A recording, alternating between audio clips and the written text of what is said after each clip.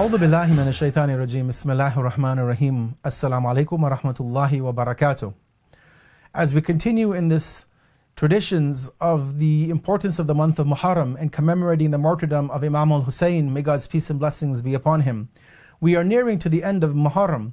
And although it is the end of the month and it is coming towards the end of the month of Muharram, but still the love and passion and fervor for which we have been remembering Hussein and the family and companions of Hussein does not diminish or slow down or stop.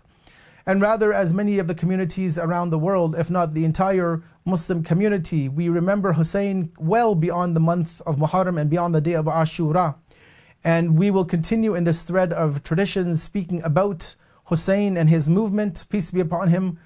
well until the month of Safar, until we are back into a period where we can again rejoice and learn more about the other aspects of the religion of Islam. But for these weeks we are committed to speaking about Imam Hussein alayhi salam and his mission and his movement, and how we can mold our lives around the traditions of the Ahlul Bayt, peace be upon all of them, in changing our outlook on Karbala and Ashura and Imam Hussein, peace be upon him. Today we want to look at a hadith from the 8th Imam, Imam Ali ibn Musa al-Radha, peace be upon him, in which he again reminds us of the importance of Ashura. And although that day has already passed, but this is again a reminder for the future, and a reminder that Ashura is something which should always be in the forefront of our mind. We should never forget it. We need to remember the lessons that we have been learning, and that we are able to make a change for the better within our lives. And in this tradition, Imam al-Radha, peace be upon him, states the following. He says, "The one for whom the day of Ashura is a day of tragedy, grief and weeping, Allah the Almighty and the Glorious shall make the day of judgment a day of joy and happiness for him." We know when we look in the Quran and we look at the prophetic narrations about the day of judgment, that it is a day of grief, of fear, of trepidation, of what will happen to us on our judgment in the presence of Allah, in our accountability in the court of Allah. And as the Quran tells us in some passages that this will be a day of fear for some and a day of happiness for others. One of the ways that we can guarantee our happiness and our security and safeness on that day,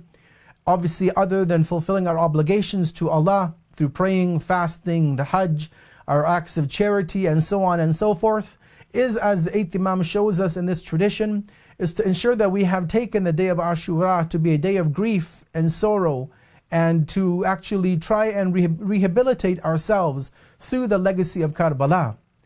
As we know, again, when we reflect on Ziyarat Ashura, that there is a group of people, not only 14 centuries ago, but even today, who take the day of Ashura as a day of barakah, a day of blessings, a day of celebration,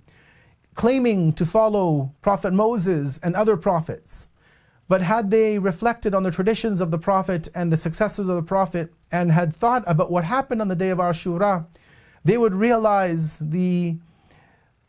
mistake in how they commemorate this day. As the 8th Imam shows, that this is a day of grief, a day of sorrow, a day of reflection on what happened in Karbala, and why Imam Hussein had to pay that supreme price of his life and that of all of his family and friends, including his 6-month-old baby son, Ali al-Asghar, and why he had to do what he had to do, which was to safeguard the religion of Islam from being hijacked by forces which were not Muslim, forces that were trying to deviate the Muslims from the true religion, from the true path of Islam. And so we have to also recall and remember that Ashura is not a day of festivity or celebration, that we need to change our ways on that day to remove all forms of material thoughts from our mind, and to concentrate solely on Allah and what His guardians of the revelation have done to preserve and protect this message, most notably Imam Hussein, the leader of the martyrs. May God's peace and blessings be upon him, and may Allah give us all the opportunity to understand and follow in the message and the footsteps of Imam Hussein, the family of Hussein, and the noble companions Hussein, those who gave up everything only for the love of Hussein. Wassalamu alaikum wa rahmatullahi wa barakatuh.